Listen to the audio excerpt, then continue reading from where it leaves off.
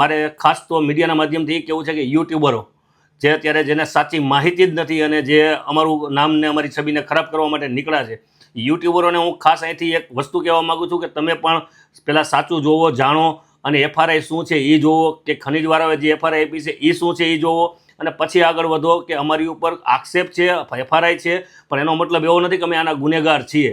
આના માટે અમે કોર્ટમાં લડત આપશું, જેના માટે ન્યાયતંત્ર છે. ન્યાયતંત્રની પાસે અમે પોકાર મૂકશું અને ન્યાયતંત્ર ઉપર અમને પૂરો ભરોસો છે કે ન્યાયતંત્રમાંથી અમે આમાં બહાર આવશું જ. અને જ્યારે આ વસ્તુ ન્યાયતંત્ર સાબિત કરશે ત્યારે અમે આ યુટ્યુબરોને પણ અહીંથી આપના માધ્યમથી કહેવા માગીએ છીએ કે જો અમારી ઉપર આવા આક્ષેપો ખોટા હશે તો અમે તમને પણ કોર્ટના દરવાજે લઈ જતા જરીકે હચકાશો નહીં. એટલા માટે હું તમને વિનંતી કરું છું કે તમે જે આ યુટ્યુબરો જે અત્યારે ખોટી ફેસબુકમાં અને ઇન્સ્ટામાં અમારી રીલું મૂકો છો એના માટે હું તમને વિનંતી કરું છું કે તમે એમાં સ્ટોપ થજો અને સાચી હકીકત જાણજો. જો અમે ગુનેગાર હોય તો તમે તારે ખુલ્લેઆમ આવજો, બરાબર, અમને કાંઈ વાંધો નથી. અને પોલીસને અને ખનીજને જ્યાં જરૂરિયાત પડે ત્યાં હું અને મારી ટીમ હંમેશા એની સાથે સહયોગ આપવા માટે તૈયાર છીએ. અમે કોઈ એવી વસ્તુમાં એમ ના નથી પડતા કે અમે આને સહકાર નહીં આપીએ.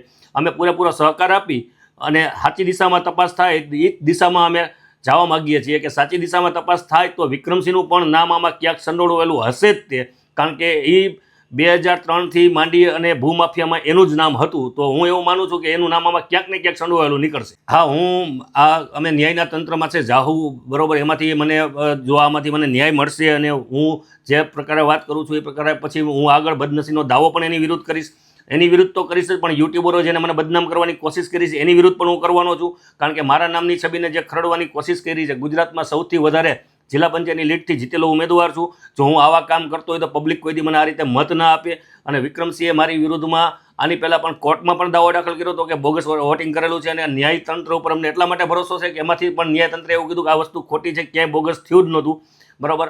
અને વિક્રમસિંહ જે છે એ અમારી પાછળ આ રીતે વર્ષોથી અમારી પાછળ આ રીતે અરજીઓ કરે છે, બરાબર. છેલ્લા 5 વર્ષથી એ લોકો એક્ટિવ છે અરજીઓમાં અમારી પાછળ. તો 5 વર્ષ પહેલાં કેમ વિક્રમસિંહ અરજી ના કરતા કે અત્યારે જ 5 વર્ષથી જેને હોઈ ગયું કે બધું ખોટું થાય છે. રાજકારણમાં તો મારે 15 વર્ષ થયા છે, મારી ટીમને 15 વર્ષ થયા છે, રાજકારણમાં છીએ.